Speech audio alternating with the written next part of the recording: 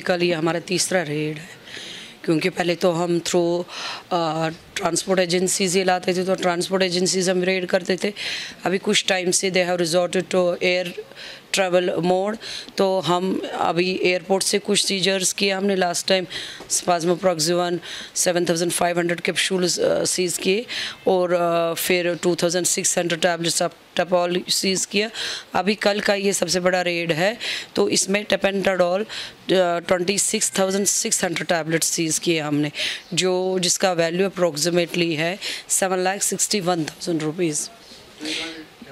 जी, ये actually airport से जब हमने देखा कि थ्रू कुरियर सर्विसेज ये दवाइयाँ आती है, तो हमने डिस्ट्रिक्ट एडमिनिस्ट्रेशन के साथ मिलके इनका एक मीटिंग कंडक्ट किया था सारे कुरियर एजेंसीज़ का। तो उनको हमने डायरेक्ट किया कि जब भी आपको लगे कि इस तरह से कोई डाउटफुल कंसाइनमेंट आ रहा है, तो you should immediately inform our department. So I appreciate their efforts. One of the courier service agencies they called us up yesterday, उन्होंने बताया कि कंसाइनमेंट आ रहा है, तो हमारा सारा टीम अलर्ट हो गया श्रीनगर ड्रग कंट्रोल ऑफिसर्स का।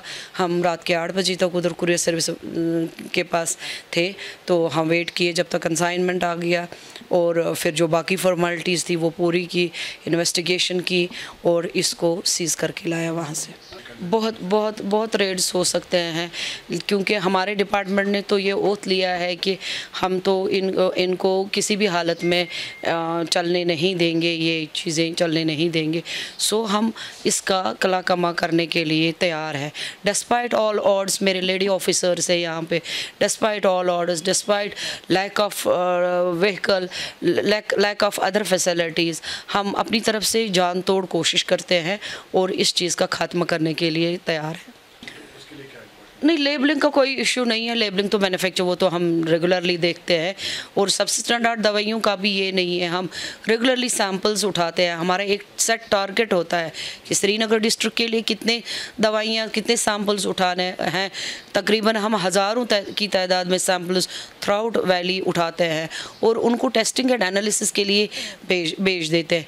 Because this is not a vegetable or a fruit, you can not tell with naked eye कि ये सबस्टैंडर्ड है, unless and until it is not subject to analysis. और उसका जब तक रिपोर्ट नहीं आता है, तो हमारे पास जब तक लैब का रिपोर्ट नहीं आता है, वो तो 100 में 1 का कभी आता है सबस्टैंडर्ड, कभी लेबलिंग डिफेक्ट होता है, कभी मिसब्रांडेड होता है।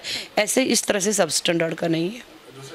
ये आपको भी पता है कि ये बहुत सारे सीनियर सिटीजन्स हैं जो इसके ड्रग्स के साथ डील कर रहे हैं, तो ये इनका अभी इस पैटर्न में आने में ऑब्वियसली टाइम लगेगा, इनको नेट सीखने में ये, लेकिन सब कोशिश कर रहे हैं, और तकरीबन हमारा 80% ये हो गया है।